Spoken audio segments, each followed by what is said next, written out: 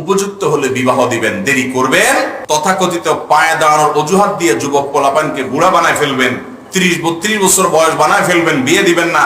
পোলাপান ফিতনার মধ্যে হাবুডুবু খাবে, আর আপনারা বিয়ে দিবেন না, বলবেন না আগে বাড়ি কর, জমি কর, বিদেশ কর, টাকা কর, পয়সা কর, এইসব করে করে পোলাপানের টাকা পয়সা মেশিন বানাবেন, তাদেরকে উপযুক্ত অবস্থায় বিয়ে দিবেন না। আপনি আল্লাহর কাছে গুনাহগার হবেন। আল্লাহ কোরআনে বলেছেন, ওয়া আনকিহুল আয়ামা মিনকুম ওয়াস-সালিহিনা মিন ইবাদিকুম ওয়া ইমাইকুম ইন ইয়াকুনু ফুকারা ইউগনিহিমুল্লাহু মিন ফাদলি। তোমরা তোমাদের অধীনস্থ সন্তান সন্ততিদেরকে বিয়ে দাও, তারা যদি অভাবী হয়, টাকা পয়সার টানাটানি থাকে, আল্লাহ ওয়াদা করেছেন ইন ইয়াকুনু ফুকারা, তারা যদি গরীব হয়, বিয়ে করার মাধ্যমে ইউগনিহিমুল্লাহু মিন ফাদলি, আল্লাহ তাআলা তাদেরকে ধনী করে দিবেন। অতএব সন্তানদের কিন্তু এটা অধিকার তাদের পাওনা।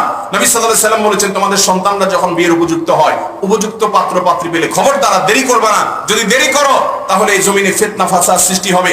আপনার বিলম্বে ছেলেকে মেয়েকে বিয়ে দেওয়ার কারণে এই ছেলে মেয়ে যত